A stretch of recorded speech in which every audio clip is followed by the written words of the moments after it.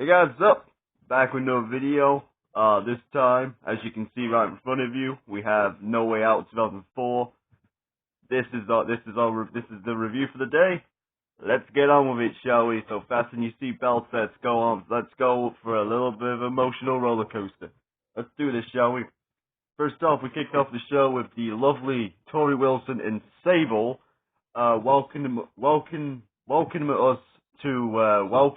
us to No Way Out. I would say that was a 5-star opener. A very nice greeting, a very hot open to the show with them telling us welcome to No Way Out. Good start. So technically the first match on the card was we kicked off the actual show with the Basham Brothers and Shaniqua versus Rikishi and Scotty for the tag team titles in a 3-on-2 handicap match for the tag team titles. This was a fun opener. Didn't really overstay its welcome, and it was all building to the spot where Rikishi, where Shaniqua was going to go 1-on-2 against Rikishi's backside. So that's what it was all leading to, and that was the payoff that we got. And Rikishi just sat on that poor woman and pinned her 1, 2, 3. But probably the most painful 3 seconds in that woman's life. Anyway, apart from that, joking aside, it was a fun opener. It was harmless. It didn't really, it was what it was. It was an opener. It was fine. Then we had the Jamie Noble versus Nydia in a boyfriend versus girlfriend blindfold match where Jamie Noble would be blindfolded.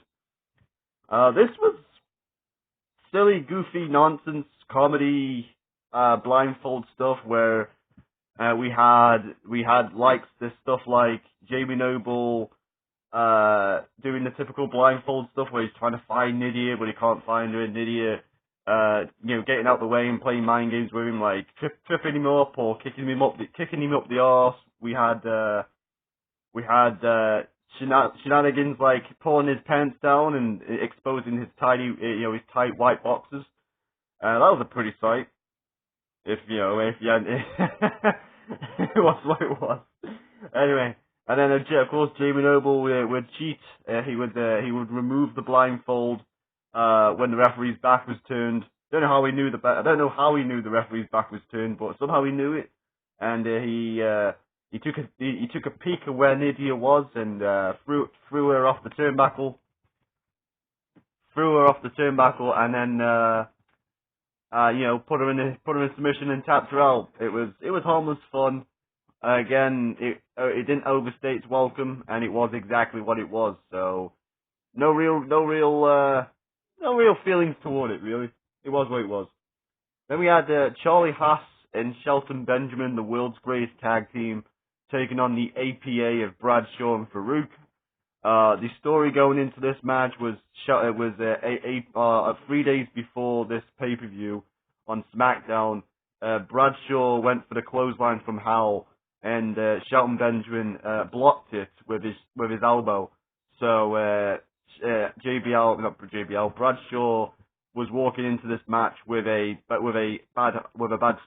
arm, and it was just happened to be the clothesline from Howell. The arm that he uses for the clothesline from Howell. So this was fine. Nothing really too much to it apart from the show that the arm injury for Bradshaw, which came into a factor at the finish where he hit the clothesline from Howell on the Charlie Haas, who wasn't the legal man, and Shelton Benjamin hit the super kick and got the pin. So it was exactly what it was. Nothing too much to it, but it was completely fine. No, nothing. Then we had the Goldberg portion of the show. Goldberg had a front row seat to No Way Out after Stone Cold Steve Austin brought him a front row seat, which stems back to the Royal Rumble where Brock Lesnar, the WWE champion, going into this event, F5 Goldberg and in the Royal Rumble match and cost him the Royal Rumble caused him to be eliminated. So Goldberg has had a little bit of heat with Brock Lesnar, and wants revenge on Brock. So Stone Cold gave him a front row seat, and that's why we are where we are with this Goldberg in the front row. So anyway, when we get back from the promo package showing you what's the history of what's happened with Goldberg and Brock Lesnar, Paul Heyman comes out. He confronts Goldberg, tells him to stay in his seat, and you better stay in your seat and all that stuff, and blah blah blah, about how you've been on the Raw brand, the inferior Raw brand at the time, and all that stuff. And Brock comes out, basically tells him that he's a chicken, and why confront him during his championship match when he's right here, and all that logical stuff. Anyway, he called him a bitch. Oh, he called Goldberg a bitch, and that was enough to get Goldberg to jump the barricade.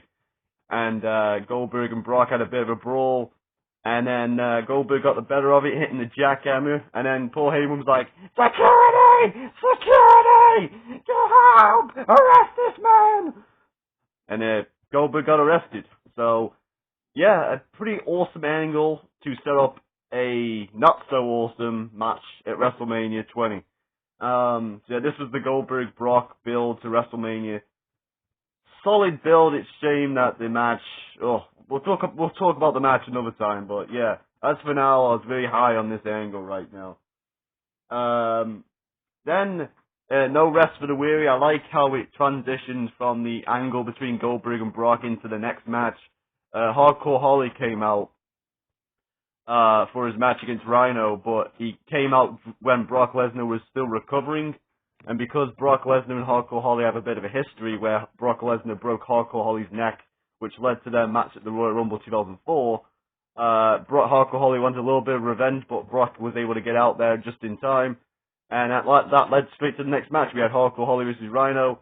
Not much to this match. It felt like I didn't care too much about this match. Rhino worked on the ribs of Hardcore to set up for the gore. He hit the gore. But then Hardcore Holly rolled out the ring, and then he got back in just before the 10 count, just before, about 8 or 9 or whatever, and he just hit he hit his finisher out of nowhere and pinned Rhino. So it was alright, it was there, but I didn't really care too much about the Rhino Hardcore Holly match.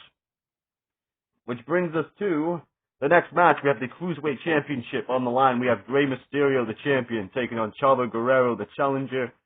Rey Mysterio has some Mexican boxer. I forgot his name. I'm sorry. I'm not really good with names. Rey Mysterio had a boxer. I think it was Jorge Lefez. I'm probably mispronouncing that, sorry. He had him in his corner, and Chavo Guerrero had his father, Chavo Sr., in his corner.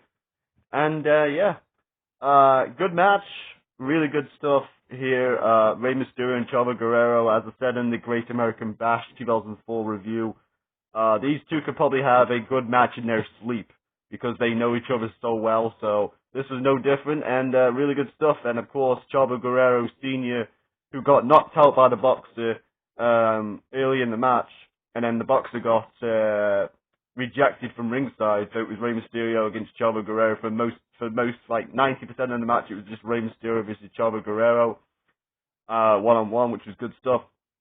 And then the last bit of the match, the finish came where Chavo Senior re-emerged, popped up from out of nowhere, and pushed Rey off the top rope into the ropes, which allowed Chavo to get the roll up, holding the tights. Yeah, pretty cool stuff. Chavo, those damn Guerreros had to cheat. I see you, Eddie, I see you. We'll get to you. Anyway, yeah. But yeah, that good stuff right there. Good stuff all around. Then we had the Kurt Angle versus Big Show versus John Cena #1 contenders match for the WWE Championship. The winner gets a title shot at the WWE title at WrestleMania 20. This was fun. We had 3 different styles. You had the Big Show. The Big Show dominated basically Cena and Kurt Angle in, he would dominate one, and then the other would come in, and then the other one would roll out, and it would be like a bunch of one-on-one matches until the very end. Basic triple threat stuff until the very end, and then all 3 were in the ring, which became very good, very great when all three were in the ring. And Kurt Angle took advantage of John Cena's injured knee and put him in the ankle lock and made him tap out. So I think this was maybe the last time John Cena tapped out. So very good stuff. Very good stuff. So Kurt Angle is the #1 contender going into WrestleMania 20. And who will his opponent be? Well, we'll find out right now. So the main event of No Way Out 2004, we had Brock Lesnar defending the WWE Championship against Eddie Guerrero. I think I may have just ruined it already, spoiled this thing, because I said about the Goldberg-Brock stuff earlier, so that kind of segue didn't kind of work, did it? Oh well. Anyway, we have Brock Lesnar versus Eddie Guerrero for the WWE Championship. Whew, what can I say about this match? Emotional. It was an emotional roller coaster. I know I said that at the start of this video, but it was an emotional roller coaster. From the moment Eddie hit Eddie Guerrero, I always respected and, I miss Eddie Guerrero to this day. And, to see him in his glory, about to achieve his moments, knowing what was about to happen it was an emotional roller coaster. I got a lot of goosebumps and, a bit emotional when it came to this, when Eddie made his entrance, and yeah, man, him and Brock, they went in there for 25 minutes, I think it was, and they put on a show. They put on a great match. It was a great big man versus small man match where you didn't think Eddie had a chance, and throughout the match, the more the match went on, the more cracks started to show in the armor of Brock Lesnar, and Eddie started to wear him down, and by the end, by the last 5 minutes, you're like, Eddie could do this, you know what I mean?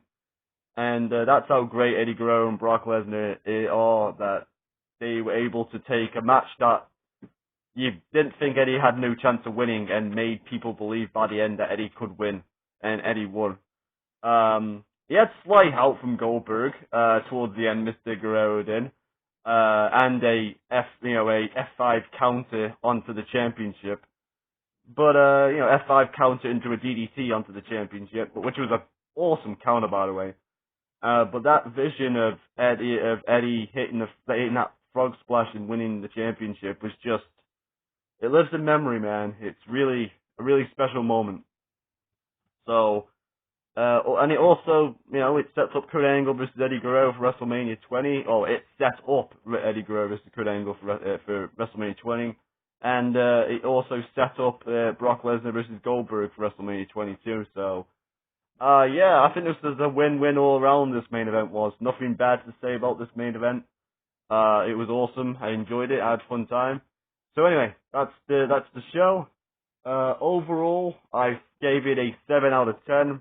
There was some bits in between, there was the Jamie Noble Nydia match, the 3-on-2 handicap opener, and Charlie Haston, the APA versus Charlie Haston, Shelton Benjamin versus the APA, and Hardcore Holly versus Rhino.